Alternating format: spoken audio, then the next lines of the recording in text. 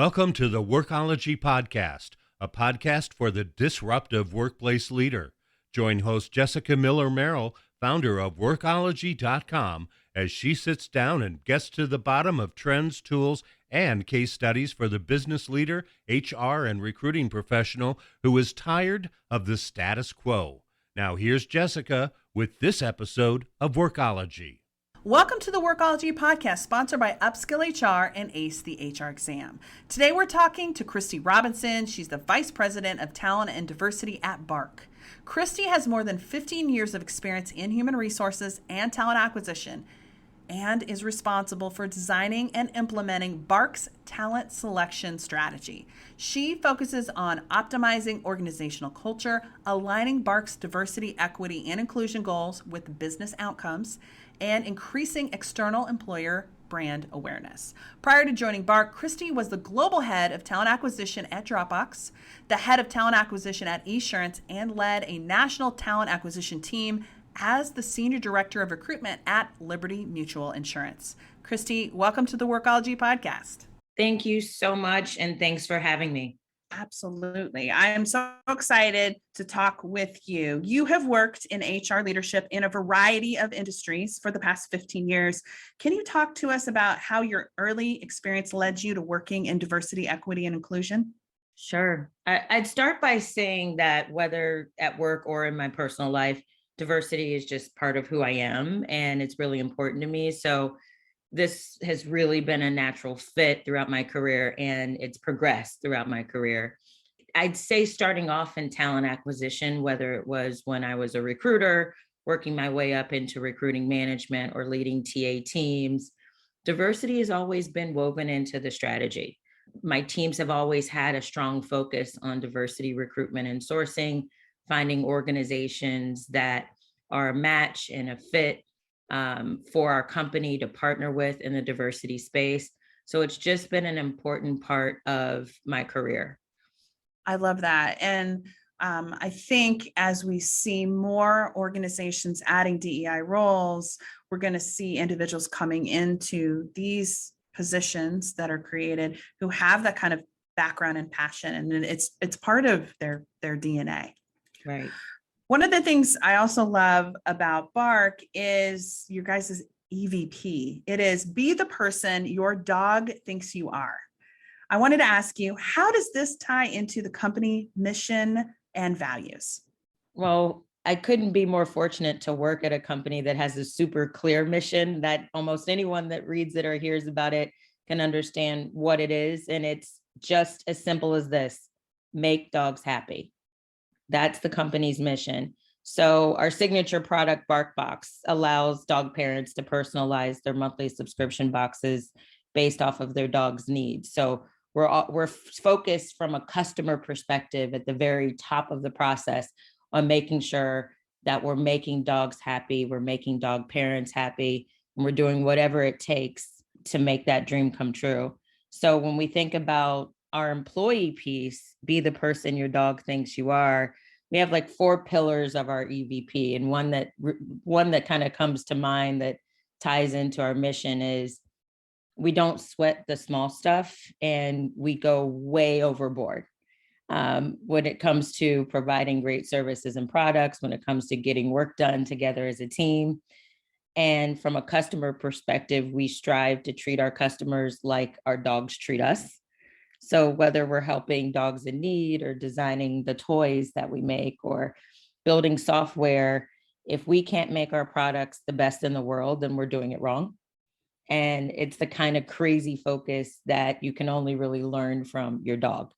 So we tie everything back to the dogs, making dogs happy, and then we kind of put that in our own focus as employees as well. I love this. And this is such a great example of what I feel like every EVP should be, and how it is so easily tied to the mission, vision, and values of the organization. It doesn't feel foreign or forced or complex. It is simple. And I love that. It makes it easy for employees to truly understand what it is they do, and for customers, shareholders to be a part of the experience at BARC. Very cool. Can you talk about diversity initiatives at BARC before you joined the company and what that looks like now?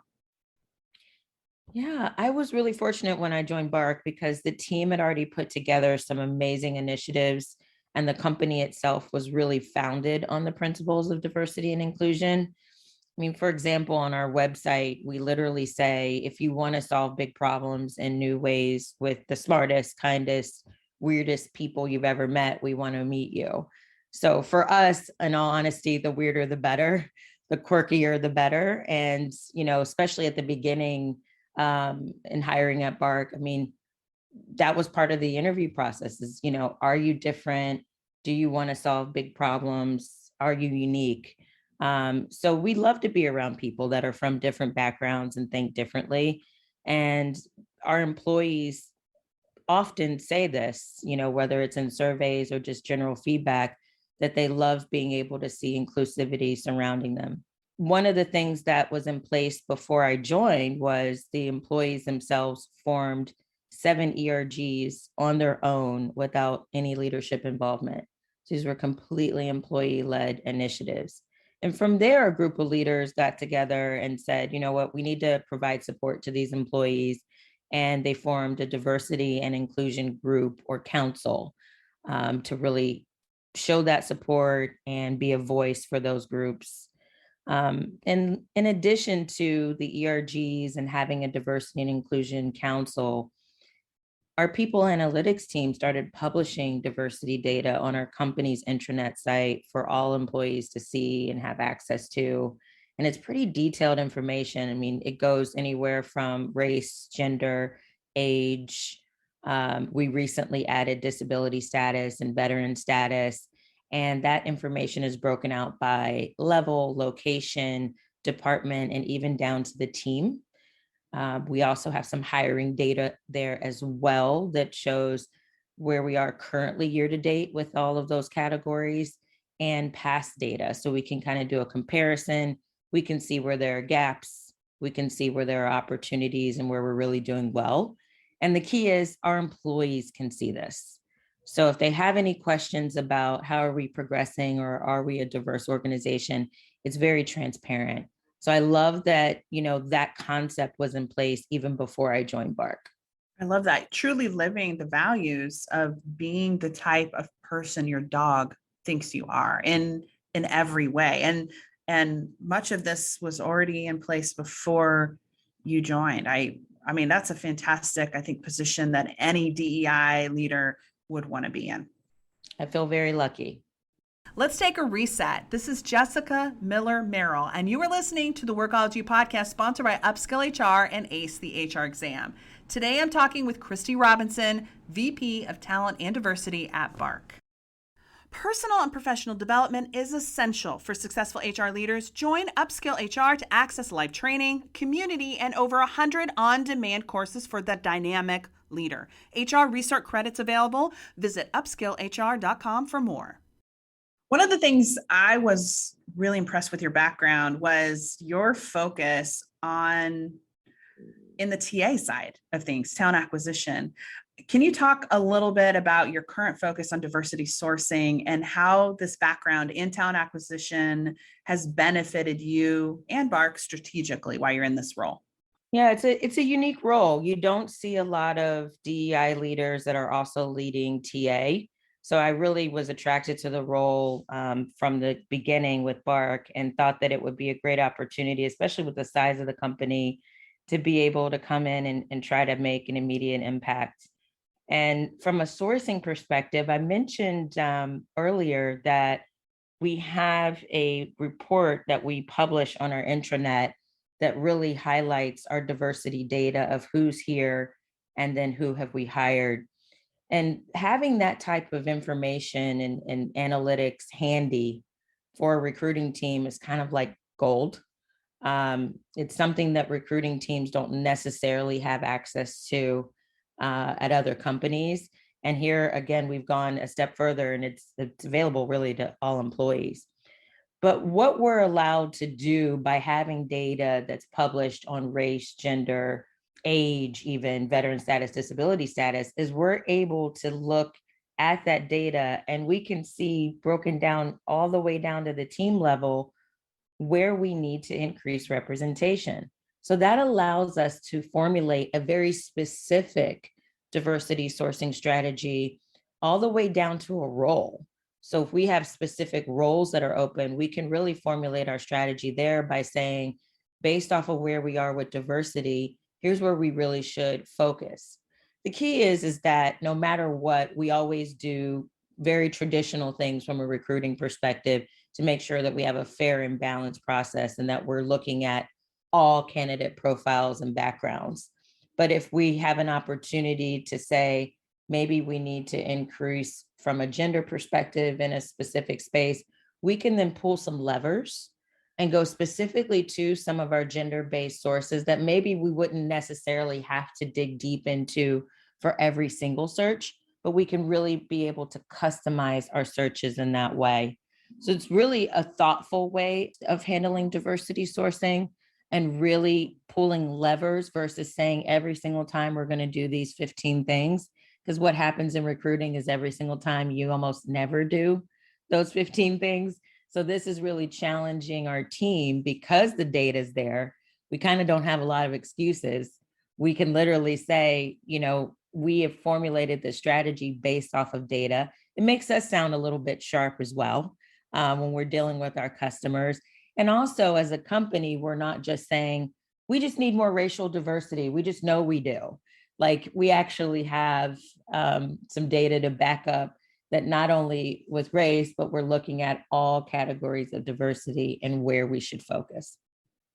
I really love this. And I think it is such a great model for other organizations to follow, because so many organizations want to start being more inclusive and being more diverse with their hiring, but they aren't taking a look at what has already been happening and then understanding as they bring new people in where the gaps are, and then what, like you said, the levers are that we need to use to be able to fill those roles. And it's not just holding your hiring managers accountable, but also your entire TA team.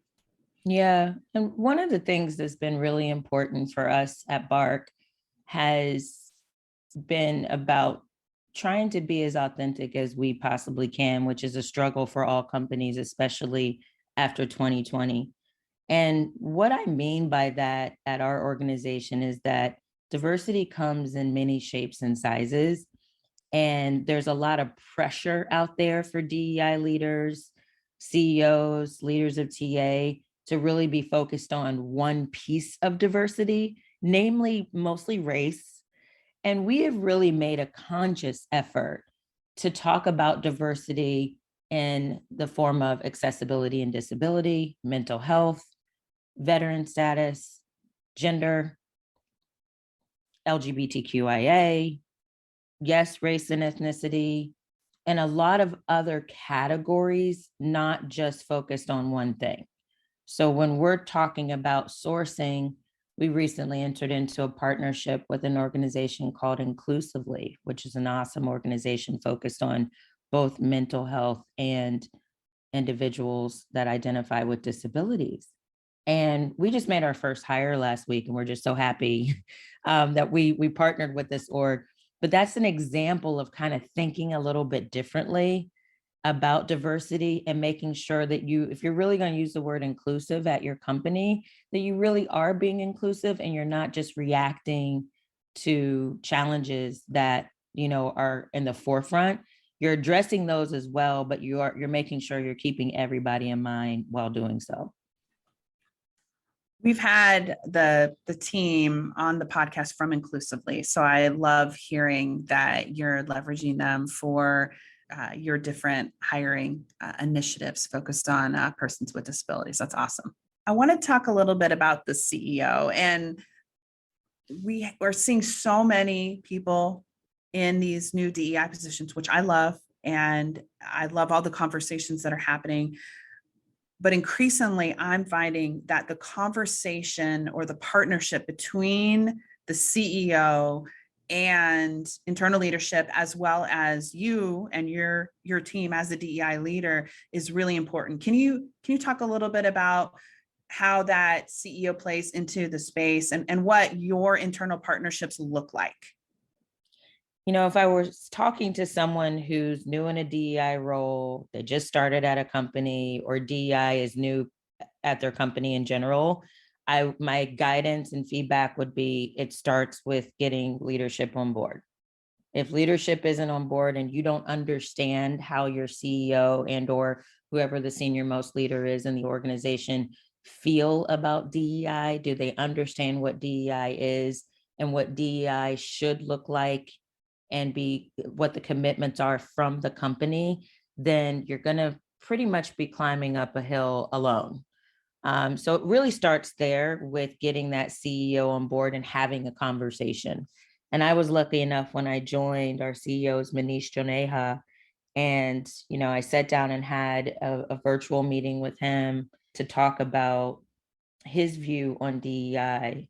And there is a great tip out there. Gartner has a questionnaire that DEI leaders can use when meeting with the CEO. And there's just a list of questions to kind of, again, pulse check their view. I mean, do they even know what DEI is kind of starting there. So I was fortunate enough to sit down with Manish and have a really great conversation with him about the state of DEI at BARC, his personal thoughts on DEI, and what were some of the gaps and or what are some of the things that we should be celebrating that we think we did right.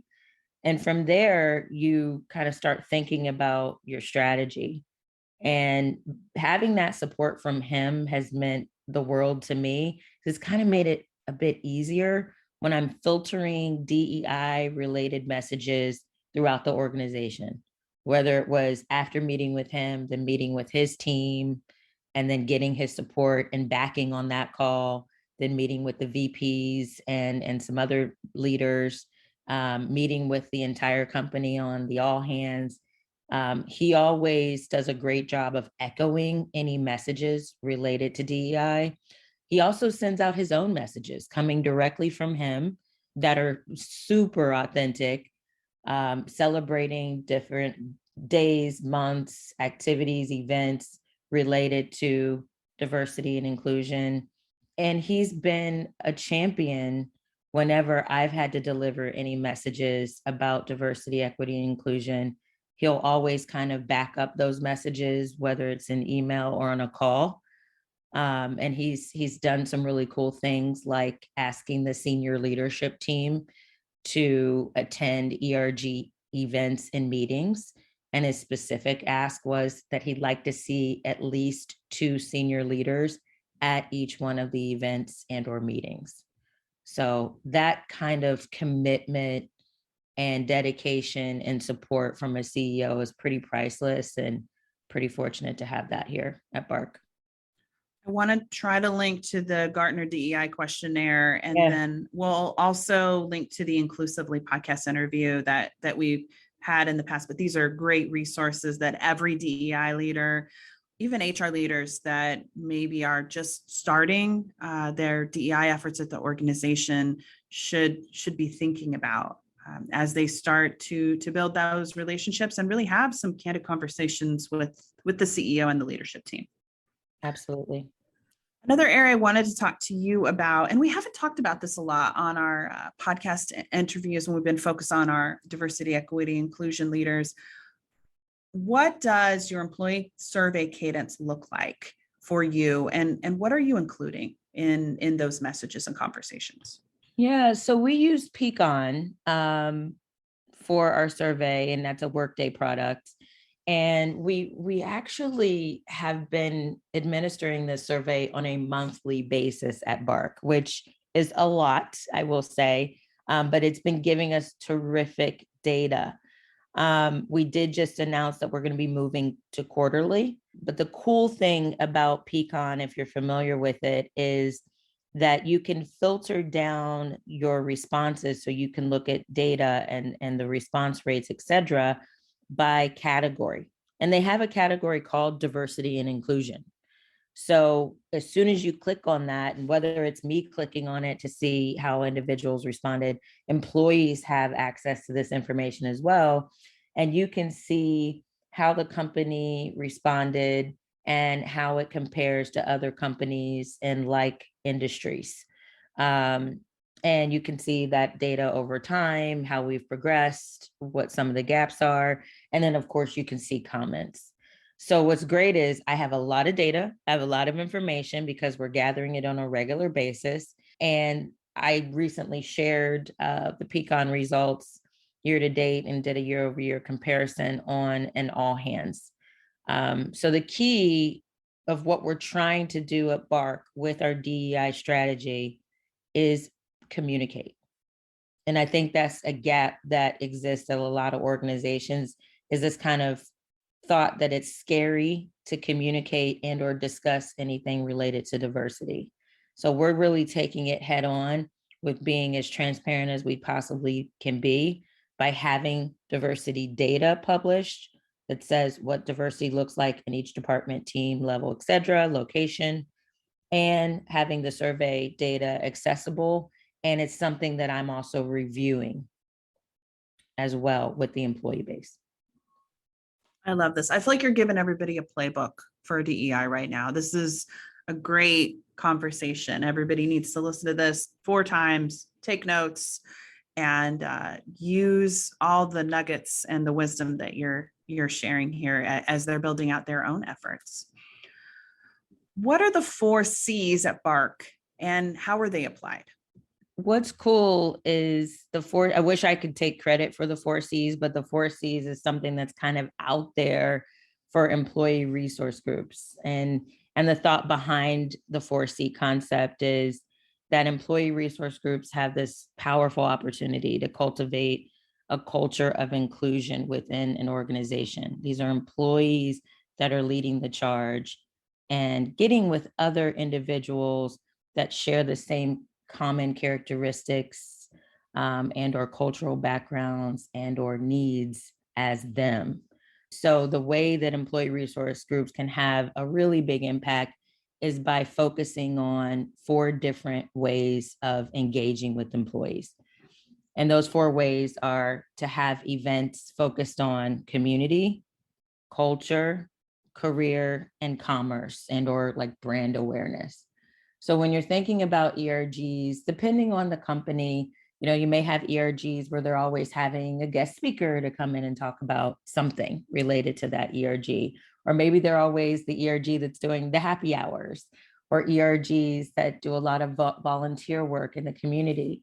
What we're trying to do is really embrace this concept that's out there of the 4 C's by having events that are in different categories so that you can really touch all of your employee base and you're not just doing one thing, or you're not just known as the ERG that does one thing, like the ERG that always has a potluck or, a virtual, cooking competition. You're looking at how can we impact the community? How can we really focus on some very specific cultural events or events that tie into our ERGs? Let's say it's a mental health ERG. How can we think about broadening career aspirations or giving career education? If it's, let's say, for instance, a gender-based ERG, maybe having in someone that's had a successful career of that specific gender come in and share what their career looks like. Or commerce, doing things in the community, but that really bring brand awareness, that are really out there, whether it's, having a table at a parade or having, an informational somewhere in a public setting, thinking differently and having all of these different touch points for your employees to join what they want to join that may be of interest to them, really making it inclusive. Awesome. Well, thank you for sharing. And I hadn't heard about the 4 C's of ERGs: community, culture, career, and commerce. I think that is so easy to remember and such a great way to explain like really the impact that your ERGs can have on the organization and how employees can get involved. what does the future of strategic diversity, equity, inclusion look like for you as you're looking forward? Strategic DEI, I would say, is really thinking about it in a way of making sure that you are looking at your entire employee base and or who you want to attract, and not just focusing on one thing. Being as diverse in your thinking as you are saying that you are as a company. And that would be really what I would say is the future and what we all should be striving to do, in addition to utilizing data to make decisions. And I know a lot of diversity leaders don't like to talk about data. And by the way, I don't like to talk about data as in goals. We have to have this percentage, we have to have that percentage. I don't know if that's the way to go, in my humble opinion. I think the way of the future is really looking at where there are gaps and strategically focusing on the gaps, focusing on representation in that way, and thinking about really strong retention programs. And a lot of retention programs should be based on the employees that are there, that you can leverage their expertise while you're also making sure that they're growing. How can we make sure that people are always growing? But then also some of those employees are your best recruiting sources, referral sources. So how do we get them involved in order to increase their engagement and their growth? So it's figuring out all of those things. I love that, especially the data piece. I don't be scared of the data. It's supposed to empower you with knowledge and information so that you can make better strategic decisions and have more planning and talking points and communication with employees and senior leadership. So fantastic. Kristi, I am so thankful and grateful. Thank you for taking the time and out of your busy schedule to talk with us on the podcast today. Truly a great conversation that's going to help so many DEI and HR leaders. Oh, thank you so much for having me. This has been amazing. We will link to Kristi's LinkedIn, her Twitter, and then Careers at Bark. If you're like, hey, she sounds like a boss that I want to work with, or you're interested in opportunities, click on the Careers at Bark link and apply away. I want to connect great HR leaders with great team members. So I feel like you have such a great organization at Bark that, and plus the weird component, the aspect of it, like all the people who, walk into the world differently, welcome to apply. That's amazing too. Absolutely. Thanks again. Thank you. Hands down, one of my favorite and most informative diversity, equity, and inclusion conversations coming from the head of talent acquisition.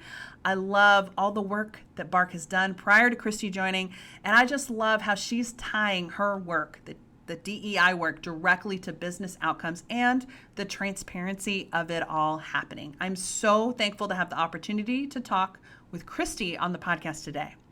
Thank you for joining the Workology podcast, sponsored by Upskill HR and ACE the HR exam. This podcast is for the disruptive workplace leader who's tired of the status quo. This is Jessica Miller Merrill. Until next time, you can visit workology.com to listen to all our previous podcast episodes.